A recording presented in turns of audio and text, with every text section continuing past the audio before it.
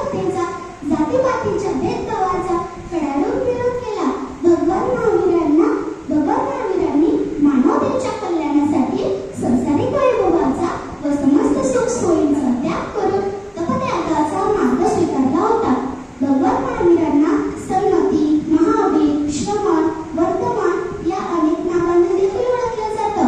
भगवान महावीर हे बालवयापासूनच अत्यंत तेजस्वी आणि कुशाग्र बुद्धीचे होते. त्यांनी कठीण तपबलाच्या सहाय्याने आपल्या जीवनाला महान बनविले. इसवी सन 599 पूर्वी वैशाली राज्यात क्षत्रिय कुंडनगरीत इक्ष्वाकू वंशाचे राजा सिद्धार्थ आणि त्रिशला राणीच्या पोटी चैत्र महिन्यातील त्रयोदशीला भगवान महावीरांचा एका तेजस्वी बालकाच्या रूपात जन्म झाला.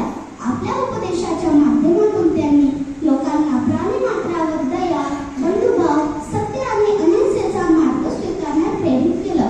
महावीर स्वामींनी ज्या काही आपल्यासाठी विचारधारा करून ठेवल्या आहेत त्या मी थोडक्यात तुमच्यासमोर मांडण्याचा प्रयत्न करणार आहे. मनुष्याला जगा आणि जगू द्या या संदेशावर कायम राहायला हवे.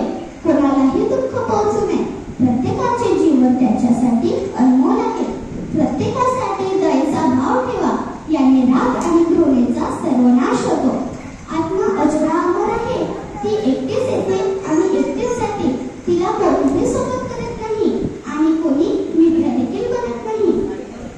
क्रोध नेहमी अधिक क्रोधाला जन्म देतो आणि क्षमा व प्रेम अधिक क्षमेला व प्रेमाला जन्म देते. शांतता आणि आत्मसंयम हीच अहिंसा आहे. प्रत्येक आत्मा प्रत्येक जीव स्वतंत्र आहे. कोणीही इतरांवर अवलंबून नाही. देवाचे वेगळे अस्तित्व नाही. प्रत्येक जण योग्य दिशेने प्रयत्न करून देवत्व प्राप्त करू शकतो. प्रत्येक आत्मा स्वतःमध्ये सर्वज्ञ आणि आनंदी असतो. सुख बाहेरून येत नाही. सर्व सजीवांबद्दल आदर असणे म्हणजे अहिंसा होय. ज्यांच्या सहाय्याने आपण जाणून घेऊ शकतो, अस्वस्थ मनावर नियंत्रण ठेवू शकतो आणि आत्माला शुद्ध करू शकतो त्याला ज्ञान म्हणतात. सत्याचा सराव करा. सत्याचा अवलंब करा. सत्याशिवाय इतर कशाचाही नाही. कारण केवळ सत्यच या जगाचे सार आहे. स्वतःशीच लढा. बाह्य शत्रूशी काय लढायचं? जो स्वतःवर विजय मिळवतो त्यालाच आनंद प्राप्त होतो. आपल्या आत्मापलीकडे कोणताही शत्रू नाही. वास्तविक शत्रू आपल्यातच राहतात. ते शत्रू म्हणजे राग, गर्व, लोभ, आसक्ती आणि द्वेष आहेत. कोणत्याही सजीव प्राण्याला मारू नका.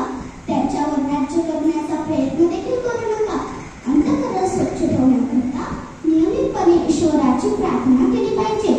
अशा प्रकारे पुन्हा एकदा सर्वांना महावीर जयंतीच्या शुभेच्छा देते आणि मी माझे दोन शब्द संपवते.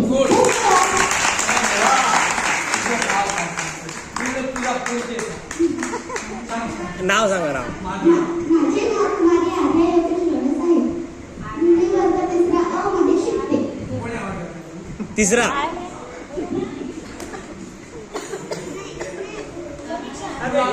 घे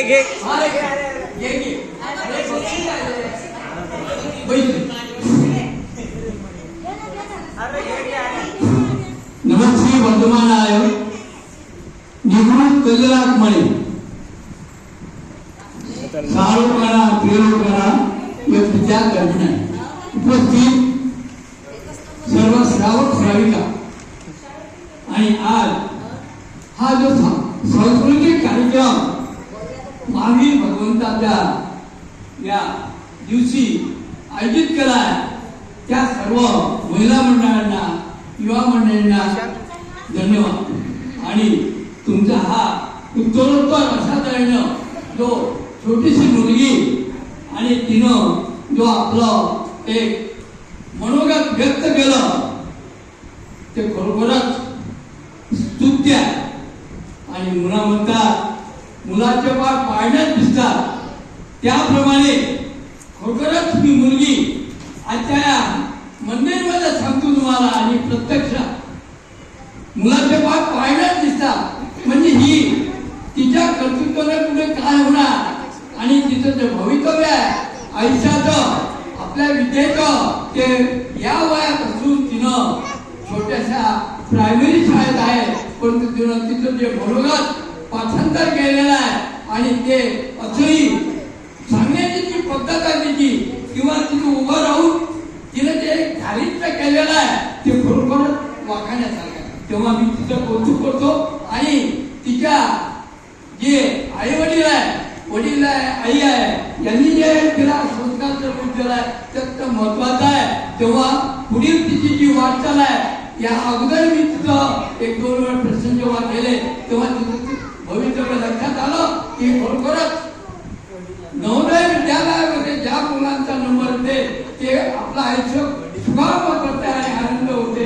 तशा तऱ्हेने आजच्या या महावीर जयंतीच्या शुभ महोत्सवावर तो हा कार्यक्रम घडून आणला आणि ईश्वर आचार्य विद्यासागर महाराजांच्या आशीर्वादाने समता सागरजींच्या आशीर्वादाने आपल्या इथे एवढं मोठं दिव्य भव्य असं मंदिर घडून आलेलं आणि त्यामुळे आपण सर्व धर्ममार्गात लागलेला आहे. तेव्हा त्यांचा एकच संदेश आहे त्यांनी सांगितलेला आहे त्या मुलींनी छोट्याशा मुलींनी संदेश दिलेला आहे की आपण एकरूप सर्वांनी राहून आपले मनोगत व्यवस्थित करावं आणि आपले जे भाव आहे हे अत्यंत दृढतेने धर्माचा ठाई आपण लावून तेव्हा आपलं मंदिर जे झालेलं आहे त्याच्याने निर्माण झालं आहे. एवढ्या छोट्याशा गावामध्ये भव्य दिव्य अशी महापूजा भव्य त्या ठिकाणी जिल्ह्याच्या ठिकाणी जेव्हा प्रत्येकाने होते त्याहीपेक्षा आपलं हे घडून आलं आपलं भाग्य आहे सर्वांचं पुण्य आहे त्याप्रमाणे घडून आलेला आहे. तेव्हा सर्वांनी एकजुटीने राहून मंदिरच्या दृष्टिकोनाने आणि सर्वांच्या ठाई आपले भाव व्यक्त करतो आणि म्हणून आजच्या ठिकाणी ज्या ज्या तऱ्हेने आपण हा सुरुवात केला तो असाच पूर्वक राहो ही मनुष्या भागतो सर्वांचं कल्याण ही बोला महावीर भगवान की जय.